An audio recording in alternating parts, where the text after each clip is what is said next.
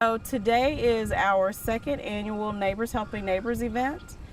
This is where we have volunteers come out and we do minor repairs on our neighbors' homes. We do some painting and some light landscaping for them. So some of the volunteers are actually, some of the homeowners, I should say, are actually volunteers themselves. So talk about how it's kind of a community effort. Sure. So when we developed this program a year ago, we came up with some selection criteria.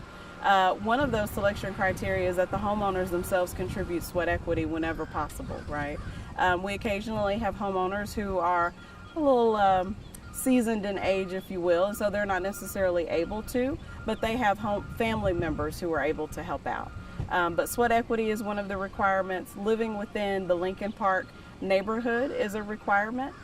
We also require that the homeowners are of low income and that they are living in the home that they're asking us to do some work on and not renting it. There was also a park cleanup as a part of this. Talk a little bit about that. Sure. So, I mean, whenever you've got public spaces, you've got people who just don't quite respect them the way that they should, right? And so we actually have some volunteers that are going around picking up some trash around the park. And then we also have 3 large dumpsters that are open and free, available to anybody in the community, not just the homeowners whose homes we're working on, but anybody in the community who wanted to come out and take advantage of this beautiful day and some free dumpsters and haul off some trash from their own homes. Talk about that housing report that you sent us and why it's so important for this community to get help like this. Sure. So about 3 years ago, I was a part of the Cherokee County Human Needs Network Housing Council. And we got together and said, okay, we see a need here in Jacksonville in terms of housing. We see houses that are older, that are falling into disrepair. We also see lots of people who are of low income who need housing, but we really didn't have a lot of statistical data to go along with that. So we reached out to Texas A&M and we were able to get one of their graduate programs to actually do a housing needs assessment for us. And so that housing needs assessment takes a look at housing across the entire spectrum, from folks who might need homeless housing to folks who are buying their second home or even third home. And it looks at the housing continuum to say, okay, what are we needing? What are we lacking? And so that report really highlighted some of those voids for us. And so that's where Neighbors Helping Neighbors came out of. Cool. Saw the football team out here, didn't I? You actually saw the basketball team. So Jacksonville College, their men's basketball team is out here volunteering with us. They showed up literally like in the nick of time. We had just kind of sent everybody out to their work sites and 2 van loads of those guys showed up. And so they've been a huge help to us. They really increased our capacity for today. Cool. What's your favorite part of this? Seeing people work alongside each other that otherwise wouldn't have met each other. I truly feel like this is an event that brings people together from all walks of life, from all different parts of town, for a whole host of different reasons. But they come together with one common goal, and they work side by side, and they kind of get to know a little bit more about each other. And after a while, we just realized that we're really not all that different. It's like we talked about briefly this morning. I mean, who among us at some point in life hasn't needed a hand up? And so that's exactly what we're here to do today, is to just give our neighbors a hand up. We tell all of the homeowners that we're here to work alongside them. We're not here to do it for them.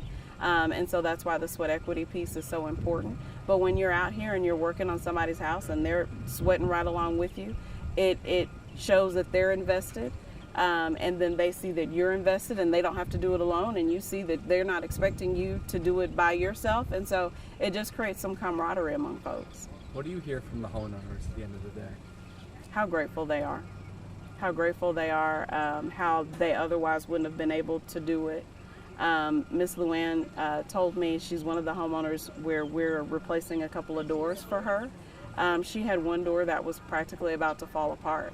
And she said, I just couldn't afford to do it. I've looked at it, I've tried, I've reached out to several different contractors and, kind of handymen, and just couldn't get someone who could do it for her at an affordable rate, at an affordable cost. And so it doesn't get more affordable than free. Does the volunteers pay for all these materials themselves? How does that work? Yeah, so we actually get donations from everybody you could imagine. Our goal last year and this year was to raise $5,000.